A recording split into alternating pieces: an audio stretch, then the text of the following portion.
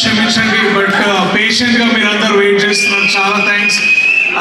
చాలా మాట్లాడదామని కొంచెం రాసుకొని వచ్చిన, అదే వచ్చే ముందు ఇట్లా చూసినా అది 10:05 అయింది. ఇప్పుడు ఇది లోపల పెడితేనే బాగుంటుందేమో అని అనుకున్నా. రైస్ పెట్టిరా ఇక్కడ? సరే, రైస్ పెడితే బాగా కర్రీస్ అంటే తీసుకొస్తాం.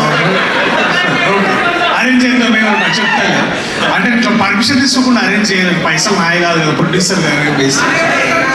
But thank you so much, thank you so much. మీరు అందరు ఇప్పుడు దాకా ముందే వచ్చేది స్పీచ్. ఇప్పుడు హీరో లాస్ట్ పెడితే స్పీచ్ ఏం మాట్లాడాలో కూడా ఒకసారి అర్థం, ఎందుకంటే అందరూ మాట్లాడేసి ఉంటారు. కానీ మరి మనుషుల గురించి కాసేపు మాట్లాడుకుంటా, దయచేసి కొంచెం పర్మిషన్ ఇవ్వండి, ఎక్కువ టైం తీసుకోను.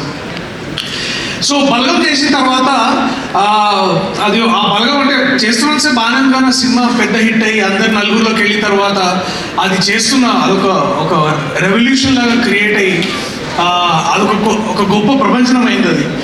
ఆ సినిమా చేసిన తర్వాత నాకు కూడా చాలా అనిపిస్తుంది, అసలు ఏంది పర్పస్, లైఫ్లో పర్పస్ ఏంది సినిమాలు చేస్తున్నాము, సినిమాల తర్వాత మళ్ళీ ఇట్లా వస్తాయా రాదా, మళ్ళీ అంత గొప్ప సినిమా నేను చేయగలనా లేదా అని ఎప్పుడో క్వశ్చన్ ఉంటుండే. అలాంటి టైంలో నాకు ఒక ఫకీర్ దొరికిండు. ఆ ఫకీర్ ఏమన్నాడంటే, అన్న ఇది స్పిరిచువల్ పాత్రలా పోతున్నట్టుంది నువ్వు చేసే ఐడియాలు, నీ క్వశ్చన్లు ఇవన్నీ, బట్ అలాంటి స్టోరీ నా దగ్గర కూడా ఉంది. ఒకడు ట్రూత్ కోసం బయలుదేరుతాడు, వాడి పేరు సూర్యతేజ అన్నాడు. ఆ ఫకీరు జగదీష్, ఆయన ఇంకా ఇద్దరు నేర్చుకుని వచ్చిండు అనమాట, ఇంకో ఇద్దరు ఫకీర్లు. ఈయన పెద్దంటే వాళ్ళిద్దరు ఇంకా ఎక్కువ ఫకీర్లు ఉన్నారు బాగా. బట్ ఒక కథ చెప్పగానే నాకు ఏం చేయాలో అర్థం కాలేంటే చాలా చాలా గొప్పగా ఫీల్ అయినా.